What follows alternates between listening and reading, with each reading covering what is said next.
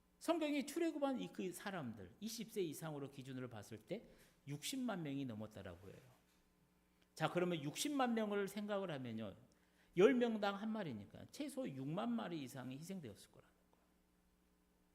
이 수는 나중에 왕정 시대로 가게 되면 기하급수적으로 늘어갑니다.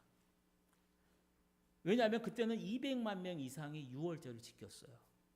10사람당 한 마리면요,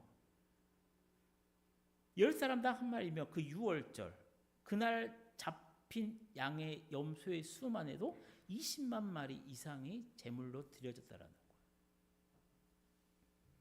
처음 유월절도 그 엄청난 수의 어린 양이나 염소를 잡고 그 피를 임방과 좌우설주에 발랐죠. 그날 밤 애굽 전체에는요, 통곡의 소리가 울려 퍼졌을 겁니다. 왕궁에서부터 모든 가축이 있었던 곳까지 저녁이 통곡이 일어났습니다. 그 울음소리가 들리지 않는 곳은 딱 한 군데, 바로 이스라엘 백성들이 살고 있었던 곳. 아무 일도 일어나지 않아요. 이유는 하나입니다. 그들은 이미 하나님이 시킨 방법대로 그 방법에 순종해서 그 어린 양이 한 가정당 한 마리, 6만 마리 이상이 희생되었기 때문이라는 거예요. 바로 왕 그날 밤 모세와 아론을 불러요. 그리고 이렇게 말을 하죠. 밤에 바로가 모세와 아론을 불러서 이르되 너희와 이스라엘 자손은 일어나 내 백성 가운데서 떠나 너희의 말대로 가서 너희 여호와를 섬겨라라는 겁니다. 출애굽의 명령이 떨어졌다라는 거예요.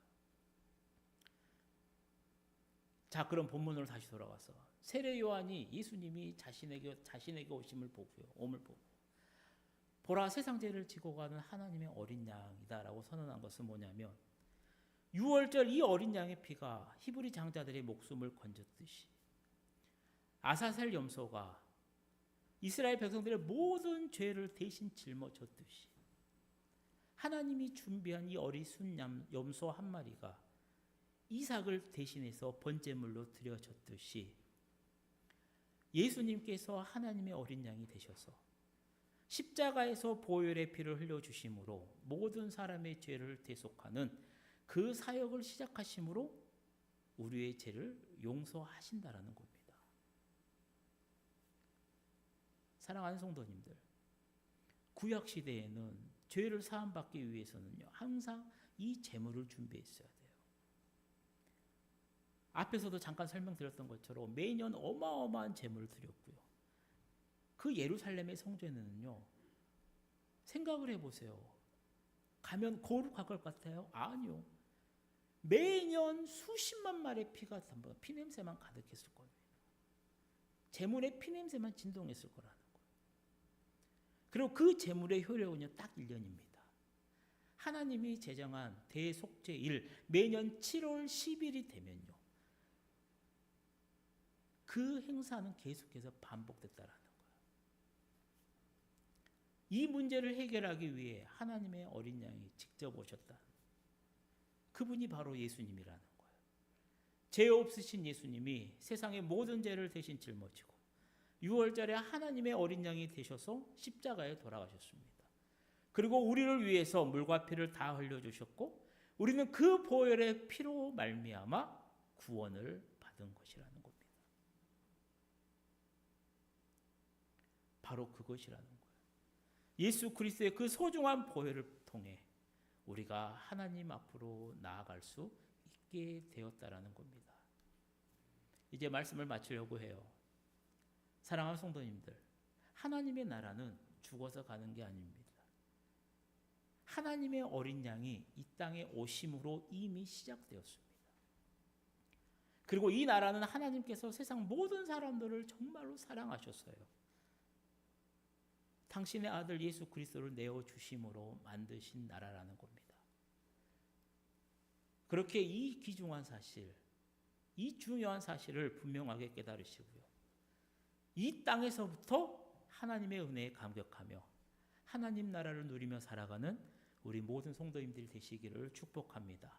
나아가서 나의 이 욕망을 위해 살았던 모든 삶의 방향을 돌이켜서 하나님이 원하시고 하나님이 바라시는 그 천국의 삶으로 나아가고요, 이 사순절 기간이 나의 죄를 구원하러 오신 우리 예수님을 날마다 묵상하며 예수님 때문에 행복하고 은혜롭고 천국의 복된 삶이 사랑하는 우리 모든 성도님들의 삶의 자리에 넘쳐나기를 주님의 이름으로 간절히 축원드립니다.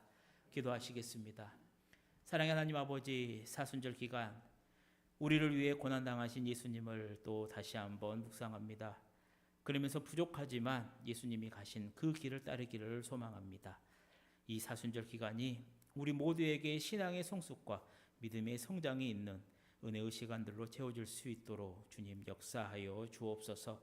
그래서 하나님의 어린 양으로 오신 우리 예수님을 더욱 묵상하고 우리의 삶의 방향을 돌이켜 하나님이 원하고 바라는 그 천국의 복된 삶을 살아내고 누리는 우리 모두가 될 수 있도록 주님 은혜를 더하여 주옵소서.